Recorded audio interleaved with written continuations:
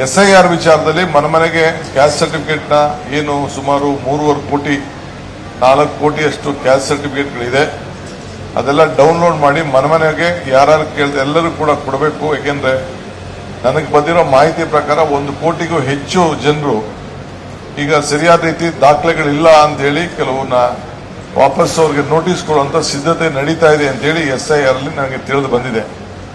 ಅದಕ್ಕೆ on priority residence certificate ಮತ್ತು caste certificate ಅವರಿಗೆ ಮಾಹಿತಿಗೋಸ್ಕರ ಅವರ ಮತದಾನದ ಹಕ್ಕನ್ನು ಉಳಿಸ್ಕೊಳ್ಬೇಕು ಅಂತೇಳಿ. ಯಾರು ಮತದಾನ ಹಕ್ಕನ್ನು ಉಳಿಸ್ಕೊಳ್ಳಿಲ್ಲ ಅವರಿಗೆ ಮುಂದಿನ ಅನೇಕ ಯೋಜನೆಗಳು, ಸರ್ಕಾರಿ ಸೌಲಭ್ಯಗಳು, ಪೆನ್ಷನ್ಗಳು ಕೊಡಲಿಕ್ಕೆ ಬಹಳ ತೊಂದರೆ ಆಗ್ತದೆ. ಅದಕ್ಕೆ ನಾನು ಜಾಗೃತಿ ಮೂಡಲಿಕ್ಕೆ ಪ್ರಯತ್ನವನ್ನ ನಾನು ಮಾಡ್ತಾ ಇದ್ದೇನೆ. ಒಂದು ಆಂದೋಲನ ರೀತಿಯಲ್ಲಿ ಇವತ್ತಾಲೆ ಇದನ್ನ ನಡೀತದೆ. ಸೊ ಪ್ರತಿಯೊಂದು ಮನೆಗೂ ಕೂಡ ಆ ಸರ್ಟಿಫಿಕೇಟ್ ನ ಕೊಡಬೇಕು ಅಂತ ಹೇಳಿ ಅದಕ್ಕೆ ನೋಡಲ್ ಆಫೀಸರ್ಸ್ ನ ಕೂಡ ಇಟ್ಟು ಅದನ್ನ ಎಕ್ಸಾಮಿನ್ ಮಾಡಿ ಅವ್ರಿಗೆಲ್ಲ ಸಹಾಯ ಮಾಡಬೇಕು, ಫ್ರೀಯಾಗಿ ಕೊಡಬೇಕು ಅಂತ ಹೇಳಿದ್ದೇನೆ.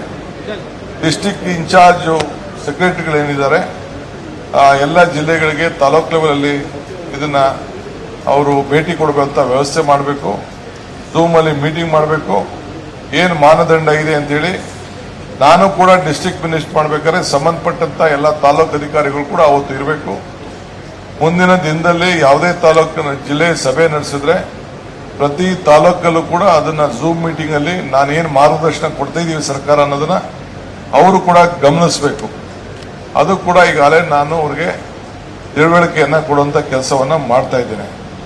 ಸೊ ಅದರಿಂದ ನಾನು ನಮ್ಮ ರಿಪೋರ್ಟ್ ಅನ್ನ ಈಗಾಗಲೇ ಕೇಂದ್ರ ಸರ್ಕಾರಕ್ಕೆ ಒಂದು ವರದಿ ಬರೆದಿದ್ದೇನೆ. ಮುಂದಕ್ಕೆ ಡೀಟೇಲ್ ರಿಪೋರ್ಟ್ ಕೊಟ್ಬಿಟ್ಟು ಅವ್ರನ್ನ ಬಂದು ಇನ್ಸ್ಪೆಕ್ಷನ್ ಮಾಡಿ ಅಂತ ಆಹ್ವಾನಿಸ್ತೇನೆ. ಪರಿಸ್ಥಿತಿ ಇನ್ನ ಸ್ವಲ್ಪ ದಿನ ನೋಡ್ತೇನೆ. ಸಮಸ್ಯೆ ಕೇಂದ್ರ ಸರ್ಕಾರದವರು ಸಹಾಯ ಮಾಡಲಿಲ್ಲ ಅಂತಂದ್ರೆ ನಾನು ಆಲ್ ಪಾರ್ಟಿ ಡೆಲಿಗೇಷನ್ ಕರ್ಕೊಂಡು ಹೋಗ್ಲಿಕ್ಕೆ ನಾನು ಪ್ರಯತ್ನ ಮಾಡ್ತೇನೆ. ಅದಕ್ಕೂ ಕೂಡ ನಾನು ಟೈಮ್ ಕೇಳ್ತೀನಿ ನಾನು. ಅದರಿಂದ ಎಲ್ಲ ನಮ್ಮ ಶಾಸಕರುಗಳು ಜನರ ಸಮಸ್ಯೆ ಆಲಿಸಬೇಕು ಅಂತ ಹೇಳಿದ್ದೇನೆ.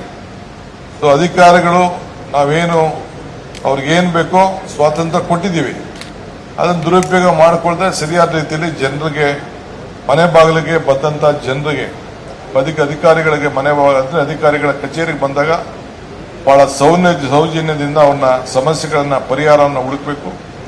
ಬರೀ ಲಿಟಿಗೇಷನ್ಗೆ ಹೋಗಿ ಬರೀ ಇದನ್ನ ಪಾಸಿಟಿವ್ ಆಗಿ ಅಪ್ರೋಚ್ ಮಾಡಿಕೊಂಡು ಸಮಸ್ಯೆಗಳನ್ನ ಪರಿಹಾರ ಕಂಡುಹಿಡಬೇಕು. ಸಮಸ್ಯೆಗಳ ಪರಿಹಾರ ಕಂಡುಹಿಡದೆ ಬರೀ ಉತ್ತರ ಬರೀ ಏನೋ ಒಂದು ಹಾಕಿ ಪರಿಶೀಲಿಸಿ ಅದ್ ನೋಡಿ ಅದ್ ತಗೊಬನ್ನಿ ಅಂತ ತಿರ್ಸುವಂತ ಕೆಲಸ ಆಗಬಾರ್ದು. ಆ ನಿಟ್ಟಿನಲ್ಲಿ ಕೆಲಸ ಆಗ್ಬೇಕು ಅಂತ ಹೇಳಿ ಈಗಾಗಲೇ ನಾನು ಅವ್ರಿಗೆಲ್ಲ